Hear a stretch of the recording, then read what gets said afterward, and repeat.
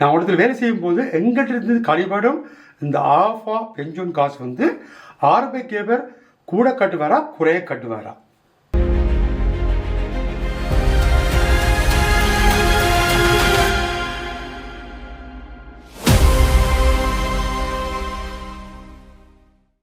என்னென்னு சொன்னால் எங்கள்கிட்ட வந்து பல பேர் கேட்டிருந்தார்கள். என்னென்னு சொன்னால் எங்கள்கிட்ட நான் ஒருத்தர் வேலை செய்கிறோம், எங்கள்கிட்ட இவ்வளவோ கழிக்கணும், அது எங்கே போகுது எப்படின்றது, அந்த கழிக்கலை வந்து ஆர்பிகேபர் கூட கட்டுறாரா குறைய கட்டுறாரா இப்படியா விடயங்களை கேட்டிருந்தார்கள். அது சம்மந்த ஒரு விடயத்தை நான் இப்போ கொடுத்துருக்கோம். என்னென்னு சொன்னால் இப்போ ஒரு காய்க்கு வந்து நான் இடத்துல வேலை செய்கிறோம், வேலை செய்யும் பொழுது எங்கள்கிட்ட இருந்து கழிக்கிற ஆஃபா சரி பெஞ்சும் சரி எப்படி கட்டுப்படுது, கூடவா குறைவா, இதை பற்றினா ஒரு விளக்கம். முக்கியமான விடயம் என்னன்னு சொன்னால், நீங்கள் கட்டுற அளவு தான் ஆர்பிகேபரும். ஆர்பிகேபர்ன்றது உங்களுக்கு வேலை தாரவர் வந்து அதே அளவு வந்து கட்ட வேண்டியது தான் சட்டத்தில் வந்து இருக்கிற ஒரு விஷயம். உதாரணத்துக்கு நீங்கள் உங்களோட சேலரி பேப்பர் எடுத்து பார்த்தீங்கன்னா, லோன் பேப்பர் எடுத்து பார்த்தீங்கன்னு சொன்னால் அதில் போட்டிருக்கும் உங்களுக்கு எவ்வளோ சம்பளம் வருது, அதிலிருந்து ஒரு விஷயமும் எவ்வளோ கழியுதுன்னு சொல்லி. இப்போ ஏஸ்டர் சோயில முதலாவது பில்லர் வந்து ஆஹாஃபாவில் வந்து போட்டிருக்கும் ஒரு வீதம் 5.3 வீதம் என்று போட்டிருந்தா, நீங்கள் 5.3 வீதம் உங்களுக்கு சம்பளத்துலேருந்து கழிஞ்சா உங்களோட ஆர்பிகேபர் வந்து 5.3 வீதம் வந்து உங்களோட ஆஹாஃபாவுக்கு காசு கட்டுரு. அதே மாதிரி பென்ஷனில் வந்து வீத கணக்கில் போடாமல் அதை எப்படி கணக்கு பண்ணுறான்னு சொன்னால் அதுக்குரிய விளக்கத்தை நான் இப்போ உங்களுக்கு பொதுவாக தாரேன். என்னென்னு சொன்னால் 18 வயசுல இருந்து பென்ஷன் காசு கட்ட வேண்டிய சிச்சுவேஷன் இருக்குது. முந்தி வந்து 25 வயசுல இருந்து தான் பென்ஷன் காசு கட்டணும். இப்போ கடைசியாக அறிமுகப்படுத்தின சிஸ்டத்தின் படி வந்து 18 வயசுல இருந்து கட்ட வேண்டிய சிச்சுவேஷன் வந்திருக்கு. அதுவும் வந்து 18ல இருந்து 24 வயசு வரைக்கும் கட்டுற வேல் வந்து தனியாக ரிசிகோ பைத்ராக் மட்டும்தான் கட்டினோம். ரிசிகோ பைத்ராக்னு சொன்னால் என்ன அர்த்தம்னு சொன்னால், ஒரு இறப்பு வந்தாலோ இல்லாட்டிக்கு ஒரு வருத்தம் வந்து வேலை செய்ய முடியாமல் போனால் அதுக்குரிய கிடைக்கும் ரெந்தை, அந்த ரெந்தைக்கு தான் எடுப்பாங்க. அது வந்து 1-3 வீதம் வருட வருமானத்திலிருந்து கணக்கு பண்ணி அது உங்களுக்கு மாசத்துல கழிக்கிற அமௌண்ட் தான். உங்களுக்கு கழிக்கிற அதே அமௌண்ட் தான் வேலை எடுத்தால இருந்தும் அவையிலும் கட்டுற அமௌண்ட். பிறகு வந்து 25 வயசு ஆன பிறகு வந்து ஸ்பார் உங்களுக்கு சேமிப்பதற்கும் சேர்த்து வந்து உங்களுக்கு காசு கட்டுப்படுது, அதே நேரத்தில் உங்களுக்கும் காசு கழிப்படுது. அதே போல வந்து சொன்னால் 25 வயசுல இருந்து 34 வயசு வரைக்கும் 7 வீதம் உங்களோட வருட வருமானத்துல இருந்து கணக்கு பண்ணி அந்த அமௌண்ட் வந்து மாசத்துல கழிப்படுது. பிறகு வந்து 35ல இருந்து 44 வயசு வரைக்கும் 10 வீதமும், 45ல இருந்து 54 வயசு வரைக்கும் 15 வீதமும், 55ல இருந்து 65 வயசு வரைக்கும் 18 வீதம் வந்து கழிப்படுது. அதாவது வந்து நீங்கள் சொல்றேன்னு சொன்னால் வயசு கூட கூட ரிசிகோக்காக கூட கழிக்கிறாங்க. ஓகே, மாதிரி இன்னொரு பிரச்சனை வந்து இப்போ வருடத்துக்கு 21,800க்கு மேலே வேலை செய்த தான் இந்த பெஞ்சு வச்சு கழிப்பாக சொல்லிக்கிறாங்க. அதுக்கு குறைய வேலை செய்தாலும் பெஞ்சு வச்சு கழிப்பார்களா? இல்லை, கிட்டத்தட்ட 22,000 பிராங்குக்கு குறைய உங்களோட வருட வருமானம் இருந்துச்சுன்னு சொன்னால் பென்ஷன் கழிக்க வேண்டிய அவசியமும் இல்லை, கட்ட வேண்டிய அவசியமும் இல்லை.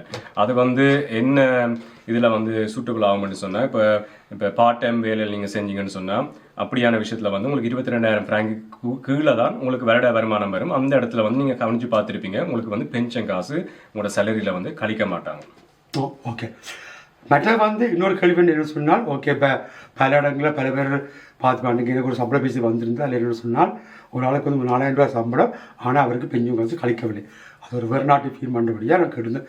இருந்தால் அப்படி அந்த பெஞ்சம் 4,000 ரூபாய் சம்பளம் உள்ளவர்கள் வந்து பெஞ்சம் காசு கழிக்காமல் விடலாமா? அது பிள்ளையான விடயம் இல்லைமா? 4,000 என்று சொன்னால் அது 12 மாதமோ 13 மாதத்தில் கணக்கு பண்ணிக்க அந்த 22,000 தாண்டுற பட்சத்தில் வந்து பென்ஷன் காசு கண்டிப்பாக கட்டணும். அப்படி ஒரு சந்தர்ப்பம் வந்து உங்களுக்கு இருக்குமா பட்சத்தில் வந்து உங்களோட சேலரி பேப்பரில் உங்களுக்கு பென்ஷன் காசு அன்றைக்கே பே ஃபோகேன்னு சொல்லி போட்டிருப்பாங்க. அதில் வந்து உங்களுக்கு ஒன்றும் கழியாத மாதிரி இருந்த பட்சத்தில் வந்து நீங்கள் கண்டிப்பாக வந்து ரெக்சூட்ஸ் மூலமோ இல்லாட்டி உங்களோட HR மூலமே கண்டிப்பாக போய் கேட்கணும். என்ன சொன்னால் அது உங்களுக்கு கழிய வேண்டிய ஒரு காசு, அதே நேரத்தில் உங்களோட வேலை ஆர்பிகேபரும் வந்து உங்களுக்கு வந்து கட்ட வேண்டிய ஒரு தொகை வந்து அதில் மிஸ் ஆகும். ஓகே, மற்ற இன்னொரு விடயம் என்னன்னு சொன்னால் பல பேர் கேட்டு சொன்னால் உன்ஃபா அது வந்து இப்போ எவ்வளவு மாதத்தில் அந்த கிழமையில் எவ்வளோ மணித்தத்துக்கு மேலே வேலை செய்தால் இந்த உன்ஃபால் கட்டணும். அப்போ அப்படியே ஒரு விடயம் இருக்குது. என்ன சில பேர் சொல்லினோம், நாங்கள் இங்கே ஒன்பால் கட்டுறோம், அங்கே கட்டுறோம், கிழங்காசில் ஒன்பால் கட்டுறோம், இப்படியான பிரச்சனை இங்கே பல பேர் கேள்வியில் இடையிருந்ததுன்னா அதை பற்றி ஒரு விளக்கத்தை இங்கே பார்க்கலாம். கண்டிப்பா என்னன்னு சொன்னா நீங்க ஸ்வீஸ்ல வந்து 8 மத்தியாலத்துக்கு மேல வேலை செஞ்சீங்கன்னு சொன்னா உங்களோட வேலை செய்யறவங்க வந்து உன்ஃபால் இன்சூரன்ஸ் செஞ்சிருக்கணும். அது வந்து உங்களோட சம்பளத்திலையும் கழிச்சு இன்றைக்கு அவையிலும் பே பண்ணி அதுலேயும் வந்து அரைவாசி அவையில் பே பண்ணுற இன்சூரன்ஸ் அமௌண்ட்ல வந்து அவையில் அரைவாசி பே பண்ணிடும். நீங்க வந்து அரைவாசி உங்களோட சம்பளத்தில் கணிப்பாங்க. அதே நேரத்தில் வந்து 8 மத்தியத்துக்கு குறைவாக நீங்க வேலை செய்ய பட்சத்தில் வந்து உங்களுக்கு வந்து உன்ஃபால் பிசிக்கரும் சம்பளத்தில் கழிக்க மாட்டாங்க. நீங்க கண்டிப்பா கிராங்கன் காசுல வந்து அந்த உன்ஃபாலை வந்து ஐன்ஸ்லீசன் பண்ணணும், உள்ளுக்குள்ள வந்து சேர்க்கணும். கிராங்க் காசுல வந்து உன்ஃபால் செஞ்சிருக்கும், நார்மலாக வந்து செஞ்சிருக்கும். நீங்கள் வேலை செய்கிறன்னு சொன்னால் நீங்கள் வந்து அதே வந்து நோட்டட் பண்ணி பார்க்கணும். உங்களோட பொலிசியில் பார்த்தீங்கன்னா அதில் போட்டிருக்கும் உன்ஃபால் உள்ளுக்குள்ள சேர்த்துருக்குதா இல்லையான்னு சொல்லி. சப்போஸ் நீங்கள் வேலை செய்கிறீங்க உன்ஃபால் உள்ளுக்குள்ள சேர்த்துருக்குன்னு சொன்னால் கிராங்க் காசில் நீங்கள் ஆர்பெக்ஸ் பத்திராக்க கிராங்க் காசுக்கு அனுப்பினீங்கன்னு சொன்னால் அந்த உன்ஃபாலை வெளியே எடுப்பாங்க. என்றைக்கு நீங்கள் 2 இடத்துலையும் காசு கட்ட தேவையில்லை. அதாவது என்ன சொன்னால் சொல்கிற விஷயம் வந்து கிழமைக்கு நீங்கள் 8 மத்தியாலத்துக்கு உள்ள வேலை செய்தால் உன்ஃபால் இல்லை, 8 மத்தியாலத்துக்கு மேலே என்றால் உங்களுக்கு வந்து உன்ஃபால் வேலைத்தால் கழிப்படும். அப்போ நீங்கள் பார்த்துக்கொள்ளலாம். இங்கே உன்ஃபால் இருக்கக்கூடிய நீங்கள் கிரகங்காசிலேருந்து உன்ஃபால் வெளியிட்டுரும். என்ன நீங்கள் இங்கே உன்ஃபாலை கட்டி கிரகங்காசிலையும் கட்டும்போது உங்களுக்கு டபுள் ட்ரெண்டாக அது போய்கிட்டு. அடுத்த இன்னொரு விடயம், ஓகே இப்படி 8 மத்தியத்துக்கு மேலே வேசுறாக உன்ஃபால் கழிப்படும் ஒரு பட்சத்தில் வந்து சில இந்த கிரகங்காசில் வந்து சூசாட் ஃபீஸ் இறங்குன்னு இருக்கு, விவிஜின்னு சொல்லி. அதில் சில பேர் கேட்டிருந்தேன், அதிலே உன்ஃபால் இருக்கு தானே என்ற ஒரு கேள்வி வந்து என்னோட ஒரு ஆள் கேட்டிருந்தேன். அதை பற்றி ஒரு விளக்கம் நாங்கள் மக்களுக்கு கொடுக்குவோம். கண்டிப்பா. என்ன முக்கியமான விடயம் என்னன்னு சொன்னா அந்த உன்ஃபால் ஃபெசிஹிரும் என்னத்தை கவர் பண்ணுதுன்னு சொன்னா ஒரு கிராங்கன் காசு உங்களுக்கு ஒரு வருத்தம் வந்து கிராங்க் காசு என்ன பே பண்ணுதோ அதே விஷயத்தை தான் உன்ஃபால் ஃபெசிஹிரும் உன்ஃபால் நடந்தா பே பண்ணும். நீங்க கிராங்கன் காசில சூசாட் செஞ்சு வச்சிருக்கீங்க, குரூன் ஃபெசிஹிரும் பே பண்ணாத விஷயத்தை வந்து சூசாட்ஸ் பே பண்றதுக்கு.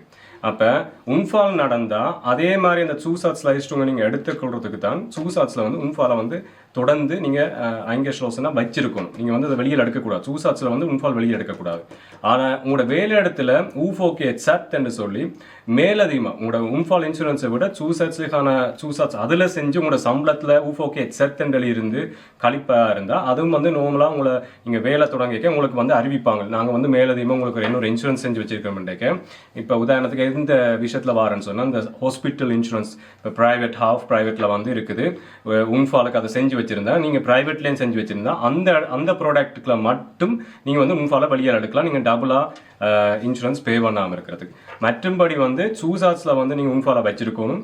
குரூம்ஃபர் சீக்கிரங்களை மட்டும் நீங்க உன்ஃபாலை வெளியில் எடுக்கலாம். நீங்க வந்து 8 மத்தியத்துக்கு மேல வேலை செஞ்சீங்கன்னு சொன்னா அது உங்களுக்கு சம்பளத்துல கழியுது. இன்னொரு இதுல முக்கியமான விஷயம் என்னன்னு சொன்னா நீங்க ஒரு வேலையை விட்டு கிணிங்கும் பண்ணி வெளியில போறீங்கன்னு சொன்னா நீங்க ராஃப்ல இருக்கிறீங்கன்னு சொன்னா ராஃப்ல வந்து அந்த உன்ஃபால் இன்சூரன்ஸ் வந்து இன்சூரன்ஸ் பண்ணி இருக்கிறபடியால நீங்க குரூம்ஃபர் சீக்கிரங்களை வந்து நீங்க மெல்டம் பண்ண தேவையில்லை. சப்போஸ் நீங்க வேலை எடுக்கையில ராஃபுக்கு போகலன்னு சொன்னா அந்த இடப்பட்ட டைமுக்கு நீங்க வந்து திருப்பி கிராங்கன் காசுக்கு அடிச்சு உன்ஃபாலை திருப்பி சேர்த்து கொள்ளணும். இல்லாட்டிக்கு உங்களுக்கு வந்து உன்ஃபாலுக்கு வந்து இன்சூரன்ஸ் இருக்காது. அது ஒரு முக்கியமான ஒரு விஷயம். என்ன சொன்னா நீங்க கவனம் பார்த்துக்கொள்ளுங்க. நீங்கள் கண்டிப்பாக சில பேர் வந்து வேலையை விடுவீங்க, வேலையை எடுப்பீங்க அப்படிங்கிற பிரச்சனை வரும்போது நீங்கள் உண்மையில 8 மத்தியத்துக்கு மேலே வேலை செய்வதாக இருந்தால் உடனடியாக பாருங்கள். உடனடியாக உங்களோட கிரங்கன் காசில் உன்ஃபால் இருந்தால் அதை நீங்கள் நிப்பாட்டலாம். 8 மத்தியத்துக்கு குறைவேண்டால் நீங்கள் அதை நிப்பாட்ட தேவையில்லை. இப்படி விளக்கம் உண்டு. அதே போல் எப்போவே நீங்கள் 100% வேலை செய்யணும். நான் பலவிட பார்த்துருந்தேன். 100% வேலை செய்கிறவர்களுக்கு கூட வேலைத்தத்தில் உன்ஃபால் இருக்குது, ஆனால் கிரகன் காசிலையும் உன்ஃபால் இருக்குது.